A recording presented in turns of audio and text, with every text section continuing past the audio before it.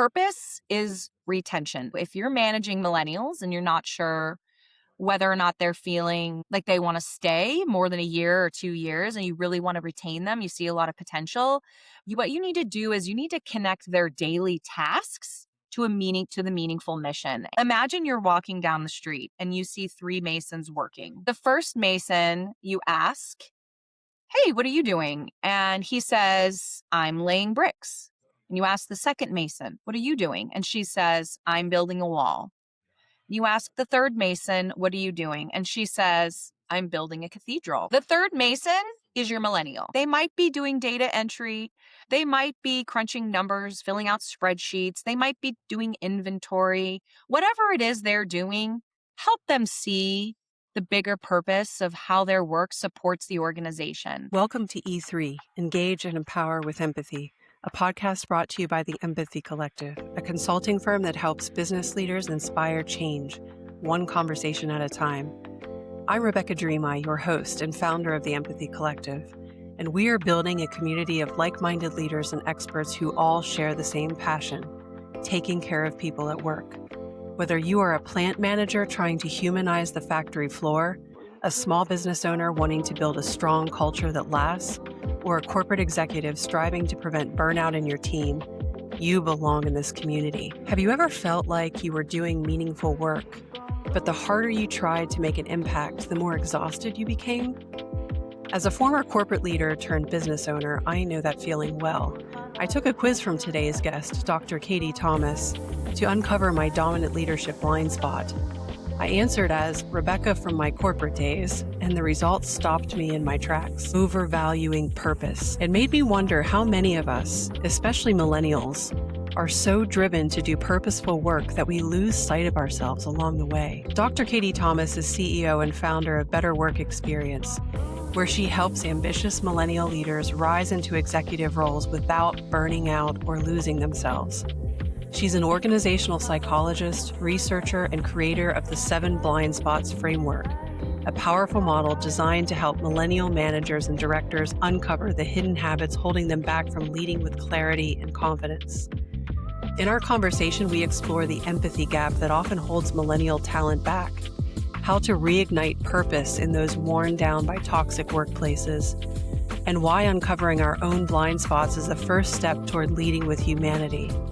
And finally, we'll look ahead to Katie's bold vision, seeing 1 million millennials rise into executive roles by 2035, and how that movement could transform what leadership looks and feels like for all of us. This is E3, Engage and Empower with Empathy. Welcome to the show, Katie. It is such a pleasure to have you here. Super fascinated by your background and the research that you've done, which is why I've invited you to come on the show. So thank you for being with us today. I'm so excited to be here, Rebecca. I love everything about what your work with the Empathy Collective embodies, and I'm happy to be here with you and enjoy a conversation that brings more empathy to the work environment. I'm very excited about your research and can't wait to talk about it, but something led you to that place. And I always like to ask all my guests who join me on the show what their journey is, because it's always fascinating and it's always not straightforward. So I'd love to understand yours. What was your journey and how did you end up getting into research on millennials? It's funny that you say a lot of people's journeys, snakes and wines. So I feel like mine was a very direct path. I went early in my career, joined a company that was from the outside looking in, like the best place to work.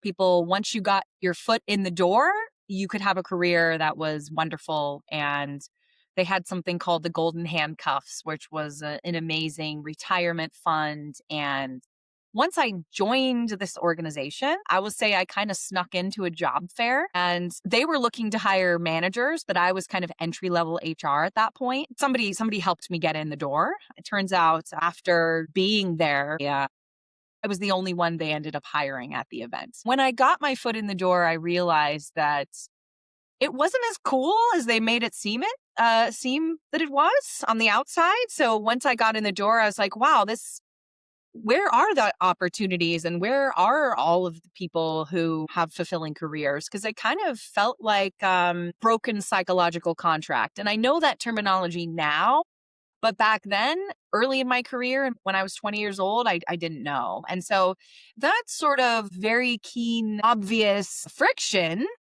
led me to that curiosity. I kind of enjoyed my career and I left and then I came back. I did live in Australia for a year. And while I was there, I got to know what it's like working in other organizations, especially in different countries. And I came back and they had turned over somebody in my role a few different times, and they were like, "Yes, you're back in the country. Come and work with us again." I said, "Great." I said, "But I'm going to need a mentor. I'm going to need some help navigating this career here." And once I knew the word mentor, I feel like all of my career opportunities opened up for me. I started learning about, wow, I'm not the only millennial inside of this company who feels this way. Like, we don't know how to stay connected with one another. We don't even know how to find one another. Like, these are young professionals who are excited to work with this company, who want to make an impact. And I was going to make a difference with that. And once put that stake in the ground, I started meeting other millennials. That inquiry was leading me to creating a business resource group for the millennial generation. And if you're not familiar with what a business resource group is, it's a group of people inside of an organization that share a commonality and they want to stay connected with one another and help each other not only further their own career aspirations, but they also want to further an aspect of the organization. And so for me and the other millennials at our company, we joined up and we worked for 6 years building this business resource group up. We grew it to over 3,000 people, and it still exists today. And what we did in that organization is we helped them learn how to attract, engage, and retain millennial employees. And at the same time, we were teaching our members how to be seen by their managers, um, how to develop inside of a complex organization, how to be successful as a leader, how to manage up, those types of things. It was just a wonderful experience. I was also going to graduate school to study organizational psychology. So I have a PhD in organizational psychology. I'm so fascinated by the inner workings of a company and how to understand and the human needs inside of their work environment and how to leverage that as a company in a really meaningful and human way so that you have a win-win, right? And if even better, if you can make it a win-win-win. So not only does the company thrive, but the people thrive and the customers thrive. And so I'm just so fascinated with how all those things can intertwine. And so I decided to study millennials, the millennial employee work experience for my PhD research. And while I was researching, I uncovered 7 blind spots that are blocking millennials from executive level promotions. And so that is my life's work at this point. Why did it become my life's work? Well, it's because of a situation. I had an experience where I had this opportunity to become an executive leader at an organization. And I interviewed for the job. I was qualified for the job. I had everything, the background, the education, the experience, the exposure, everything you could possibly think about that you would want, but I didn't get the job. Why? I was the best person for the job. I had the vision, I had the foresight, I had all of the things, but it didn't happen for me. Why? And so that was my journey into what are my blind spots? How am I showing up in the work environment? How do people perceive me as being executive ready? Like, do the leaders around me that I was interviewing with, they didn't see me as executive ready? Why? And so that's when I took my PhD research and just had this biggest microscope on what is the perception that millennials are giving in the work environment. And I'm looking around and there's a lot of millennials not getting promoted. There's a lot of millennials stagnating in their organizations. Why?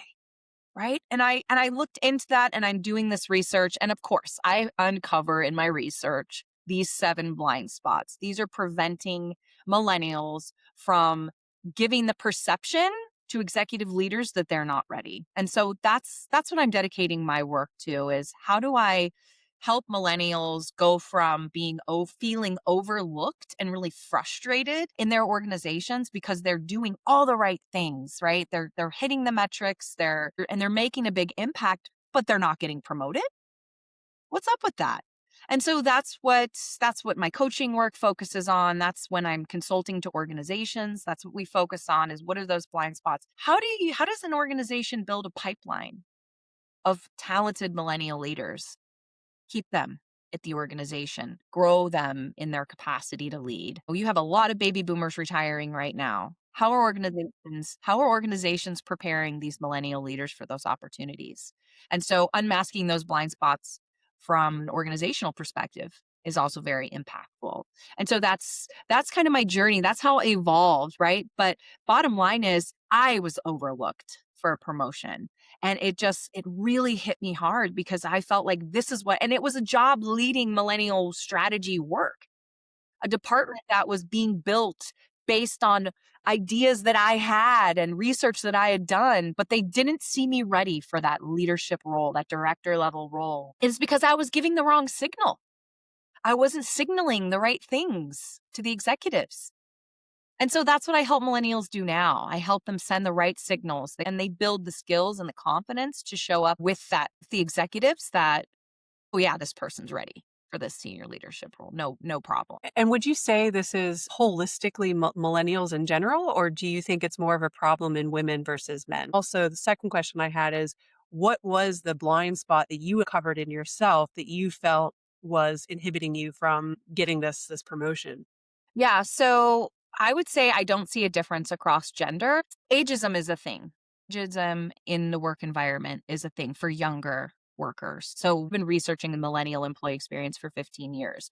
It's even amped up more because now we have a lot more like big consulting firms that are researching and surveying thousands of millennials each year. But I'm also speaking to millennials. This year has been a really fun journey for me. I have interviewed over 100 millennials personally to talk to them about what it is that they're facing, what is the problem they're facing in their eyes when it comes to getting promoted to the executive level. What are the solutions that they want? What is their motivation level to get those solutions? And the core of it is honestly like, what are these blind spots and how are they showing up in these person's lives? But it all comes down to ambition. So if somebody's highly ambitious and wants to get promoted, they're going to be able to uncover those blind spots and flip them into a strength. Going back to your question, I would say no. I don't necessarily see a strong difference in gender because it really comes back down to the individual person's ambitions and what kind of impact that they want to make in their organization. Now, millennials are very heart centered based on our upbringing and the things that we experienced growing up. We're naturally heart centered. So making an impact is really important to us. And there are so many important causes to contribute to. In fact, there's probably too many. And the fact that we're digital natives and we've been exposed to way more information across the country, across the world during our upbringing, we really became a global economy. And so that comes with a lot more information than any other generation has ever had to process before, which allows us to think at more of a global scale, but also it adds complexity that can lead to a lot of challenges. So we're overcompensating. We have too much information versus thinking a little bit more narrowly and focusing on outcomes for that organization. So what did you say yours was overvaluing purpose? Yeah. And that can really take over because everything has to be so heart centered. It has to be right there on the money, right in the bullseye in order for you to feel okay doing the work. But sometimes you just do work to do work, right? You just got to get stuff done in order to have a successful business, right? Or just to make sure you can make payroll at a business. What was the secondary question that you asked me? So it's interesting that you brought that up because you were talking about my blind spot. I asked about your blind spot. So let's talk Yes. about that for a second because I'm curious about your blind spot. But just for the listeners, so you understand what we're talking about here. So before this interview, Katie asked me to take her quiz so I could uncover my primary blind spot that would keep me from moving up in my career. Interesting that I had put my corporate hat on because I haven't been removed from the corporate world for very long. So when I was taking the quiz, I was trying to put myself in the shoes of Rebecca, a year and a half ago. And so overvaluing purpose was the blind spot that came up. But then I was telling Katie just before we started this recording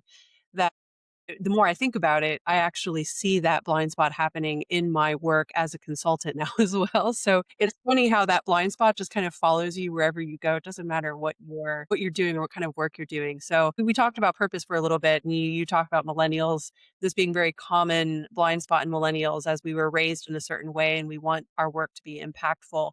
What was your blind spot that kept you from getting that job that you really wanted? I think it was over collaboration. Over collaboration is one of the blind spots, and I'm not prepared to like teach you all about the blind spots here. I do a special workshop for that. It's called Going from Overlook to On Demand. And so that's a free workshop that I offer. People can find it. Find me on LinkedIn at Dr. Katie Thomas. But today, to answer your question, looking back, I think it was mostly over collaboration, which what that does is so when we over collaborate at work with our teams, actually dilutes the individual contributions that you're making. And so when I look back at myself and I'm sort of analyzing like what would happen, so I had a group of very high achieving millennials who we would work together on all of our millennial related work, the stuff that I mentioned about my story.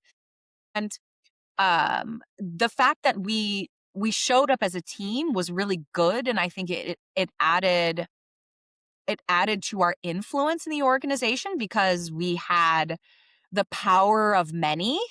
We were able to leverage our connections and our community of millennials to literally change the way the company develops its talent, attracts talent. I'm talking millions of dollars of investment from the CEO and executive team into these strategies. Now, I think possibly where I went wrong, where my blind spot prevented me from being seen as promotion ready, executive ready, was that all of my contributions were attributed at the team level versus saying Katie stepped up and showed individual readiness for executive level in a differentiating way. So now that I have established this quiz and I know that it's grounded in research and I can help and I coach people around their blind spots to help them go from feeling overlooked to actually promoted into an executive level role. That's definitely an area that I would coach my younger self. I would say, let's figure out a way that you can show up in front of the right people to differentiate your contribution in a meaningful way that gives the signal that you're ready to lead at the executive level. Like I would have coached myself through that to get me that job. I wanted to lead at that senior leadership level. And I really felt like, gosh, if I could have led with a little bit of a different edge and differentiated myself a little bit differently from the rest of the group, they would have seen she can lead this team. I love that you've taken your own personal experience and you use that as a lever for helping others and coaching others to be executive ready. I'm wondering, you're preparing millennials for positioning themselves to be promoted. What kind of coaching do we need to give to executives? So if you were to sit down with some executives who are looking to fill the leadership pipeline as they prepare for their own retirement, what advice would you give them to kind of bridge that gap between millennials not knowing how to position themselves as executive ready and the executives not thinking that they're ready? Like, how do you close that? Yeah. I love that you're asking me this question. I was at a networking event yesterday. I hosted an event for millennials who feel I hosted the workshop from Overlook to On Demand. And at the end, one of the guys who was in the workshop with me, he comes up to me and he says, "Hey, I'm already on the executive team, but we need help building our pipeline of leaders to get them ready for executive level." And that's exactly what you're asking. I do give this talk specifically to at the organizational level. The first thing is purpose is retention. So you need to, if you're managing millennials and you're not sure whether or not they're feeling like they want to stay more than a year or 2 years and you really want to retain them, you see a lot of potential. What you need to do is you need to connect their daily tasks to a meaningful mission. I tell this story a lot, actually. Imagine you're walking down the street and you see three masons working. The first mason, you ask, Hey, what are you doing? And he says, I'm laying bricks.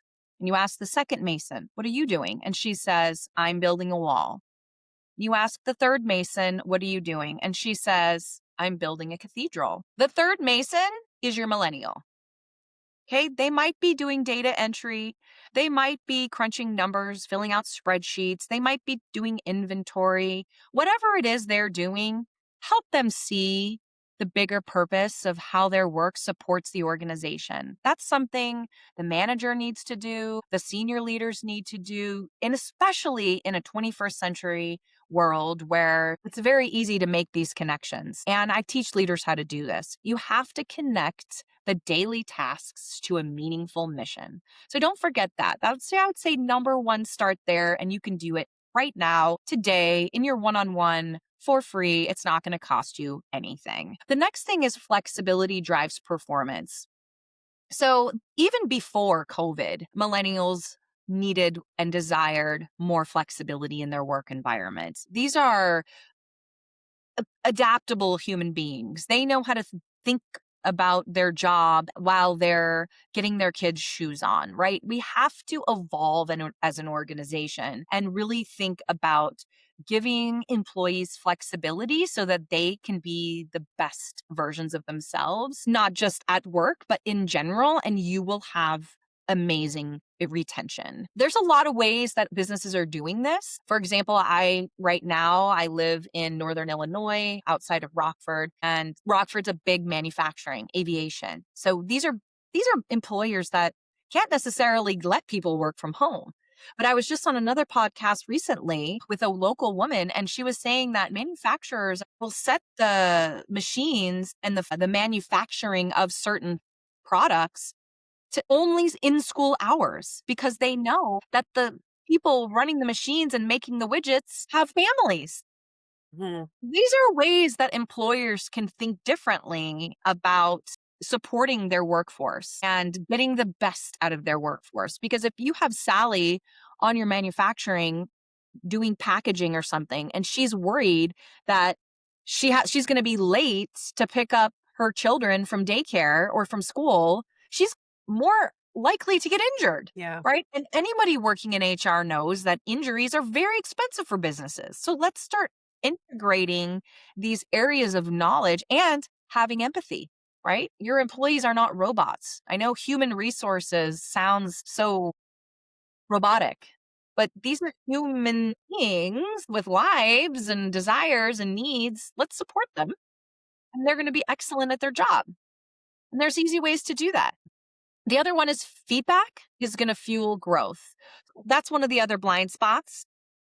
Millennials can get a little addicted to feedback. We had the first helicopter parents, baby boomers really kind of spoon fed us quite a bit of attaboys and go get 'ems. I think we really, really like feedback. That's okay to do to a certain extent. I do teach millennials to lead with a little bit more confidence, and I help build their confidence to not need as much feedback. But employers, managers, just give them some feedback, invite them in, ask them where do they want feedback. It's important for their growth. I think too many Gen X managers didn't get enough feedback, and so it's kind of like you have to cut your teeth and do it raw and dirty. When no, let's just be supportive, because like I said, we're all human and we all need training and learning and developing. Invest in learning. Highly recommend doing that. Getting a coach for your senior leaders. I run a coaching program. It's helping leaders, millennials, rise and be ready to lead in executive leadership roles. And so invest in your people. Get them the help that they need to build the confidence and to be able to articulate their vision. Visibility matters, so recognize them. There's a lot of free ways that organizations can leverage social media to give visibility to their high performing employees. There's a really good book called The HR Bible. I'm trying to think of the guy's name. I had him on my podcast, The Dr. Katie Show, but he talks about in his book ways that employees can leverage social media to recognize their staff for their accomplishments. Millennials need that. It's normal for them to be recognized and to share, right? We love to share. We love to be shared. And so our communities aren't just our hometowns, there are online communities, there are social networks.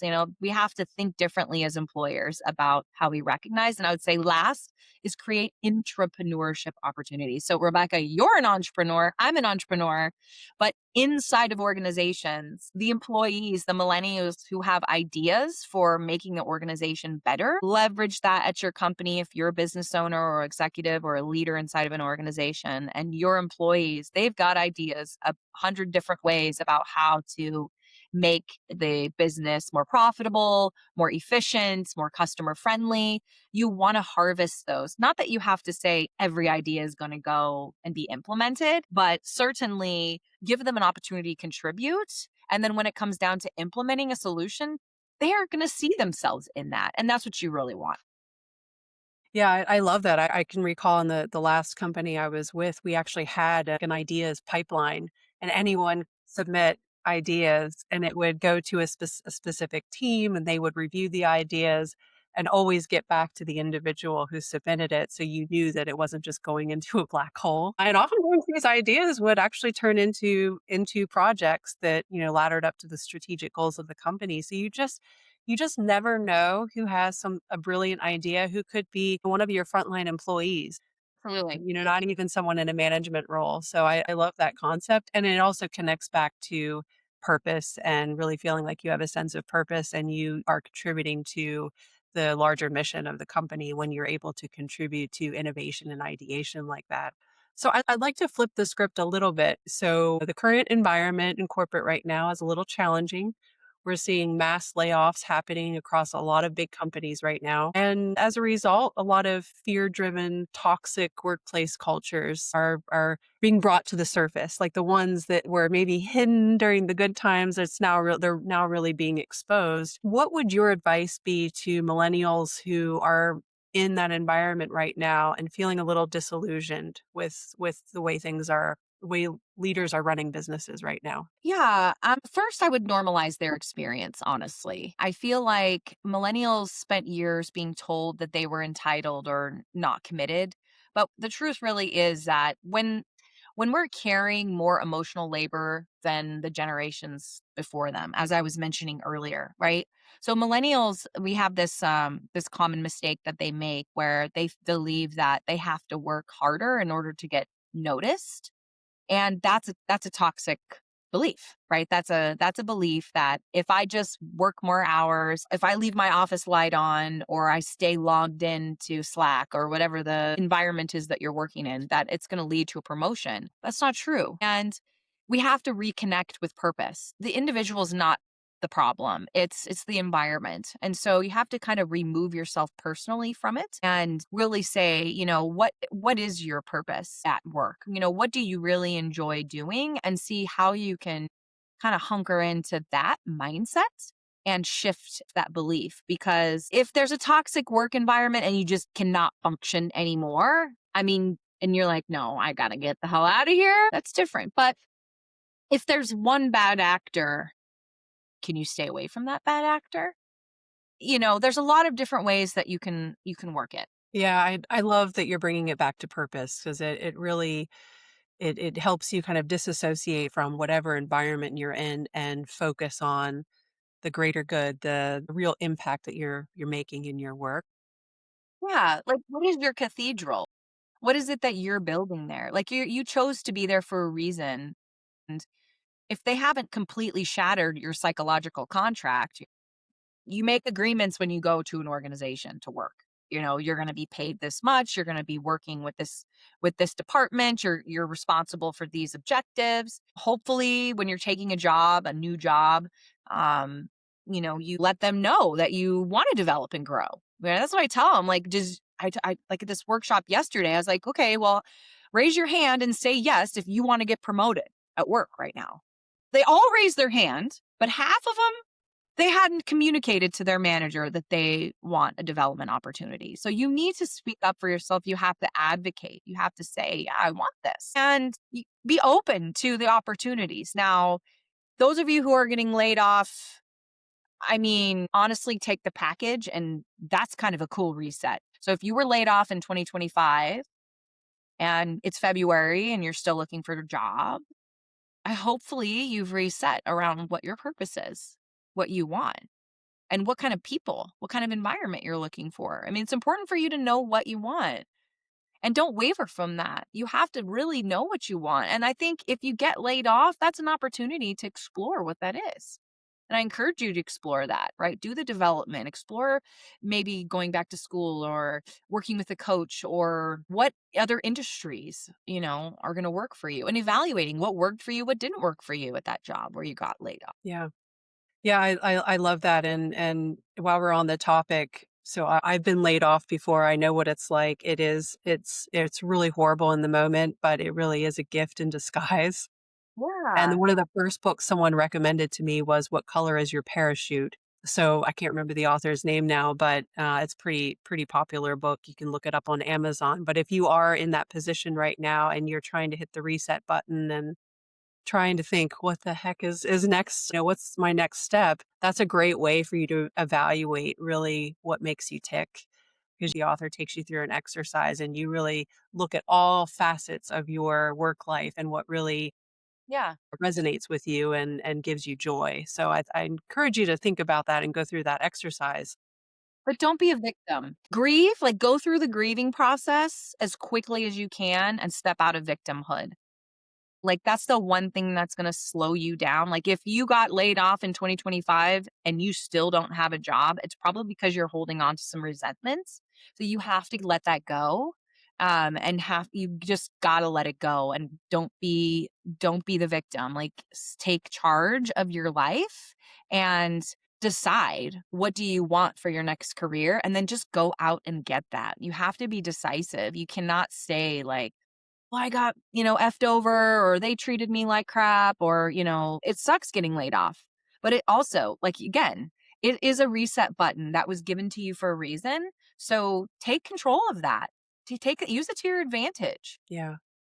Yeah, absolutely. And I'd love to know as we look at 2026 onward, because I know you have a lofty goal of seeing 1 million millennials in executive roles by 2035. So that gives you another 9 years to accomplish this. For the millennials listening to this podcast, so we actually have our core audience is mainly millennials and Gen X, and so that's the largest portion of our audience. So looking to this cohort, what would be one piece of advice you would give to millennials and Gen Xers listening to this episode to help you achieve that goal? What should they do in this moment?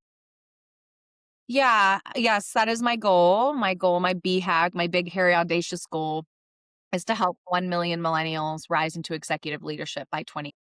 When we have more millennials in executive roles, we will have more human centered organizations. We are just the most empathetic to a fault sometimes, a generation of all times. We have really been through a lot as a generation, and when we bring that vibe into companies, you will see decisions that are made with more care. If you're Gen X, what my piece of advice would be for you would be to develop and support your millennials as much as possible because you didn't get the development and the support that you should have gotten. And that's a shame because Gen Xers really got the short end of the stick and had to really rough it out. And I feel like that's kind of the tone of the Gen Xers a lot of times. Like, they were the latchkey kids. Like, nobody really stuck around for them to show them the way. They had to find their own way. And you know what? If you're in an executive role and you're a Gen Xer right now, good on you. You stuck with it.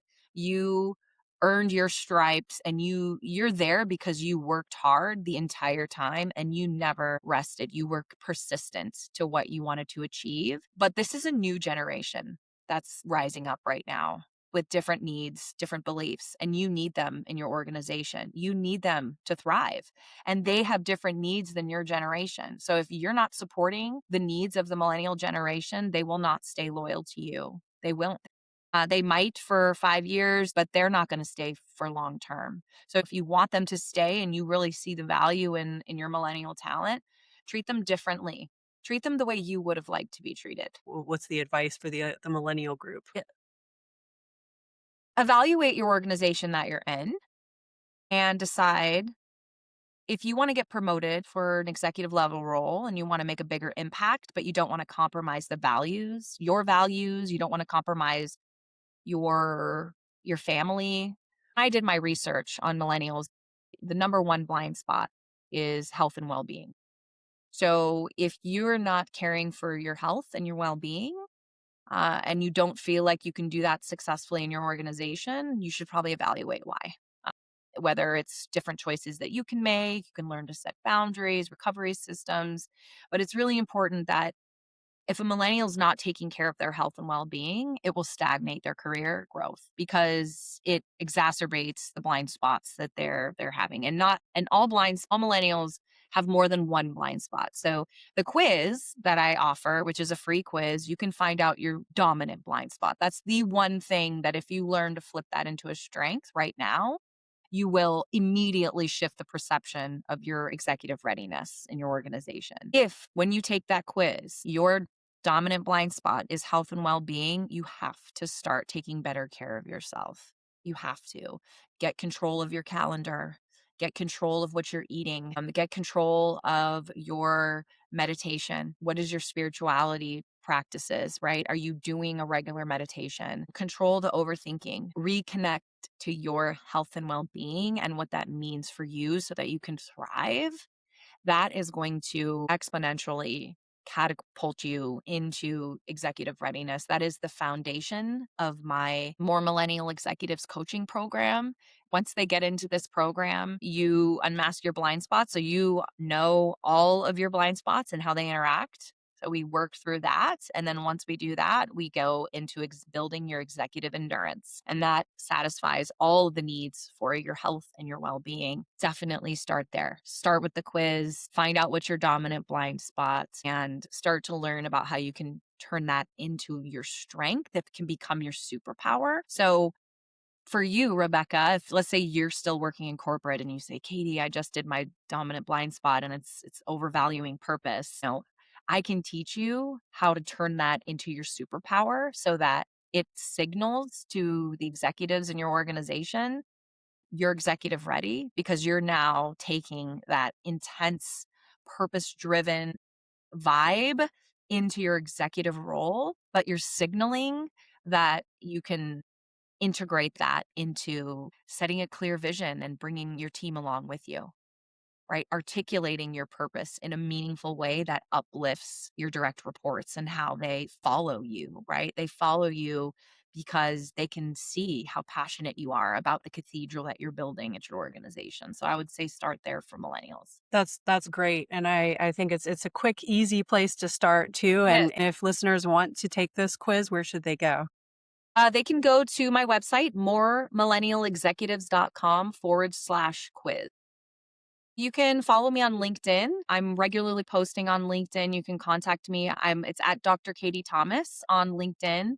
I do have a Facebook page as well. It's at Dr. Katie. Well, I do have my own podcast as well. It's the Dr. Katie Show. And you can find me on YouTube and on Spotify. Great. Well, you have a lot of great resources that people can go to and look for more information. I hope all our millennials listening do take the quiz. I mean, it was super quick, less than 3 minutes for me to take. And it was very revealing and spot on, I thought, when I got the results. So thank you so much for sharing your insights with us today. Dr. Katie, it's a delight to have you here. And yeah, keep working towards that noble mission. We want to have more millennials in executive roles. Yes, let's build more empathetic and human-centered organizations, Rebecca. We can do it. If you enjoyed this podcast and would like to hear more, please subscribe wherever you like to listen to podcasts. And if you would like to learn more about the Empathy Collective, check out our website, theempathycollective.com. Life is too short. Let's take care of each other at work so that together we can make this world a better place.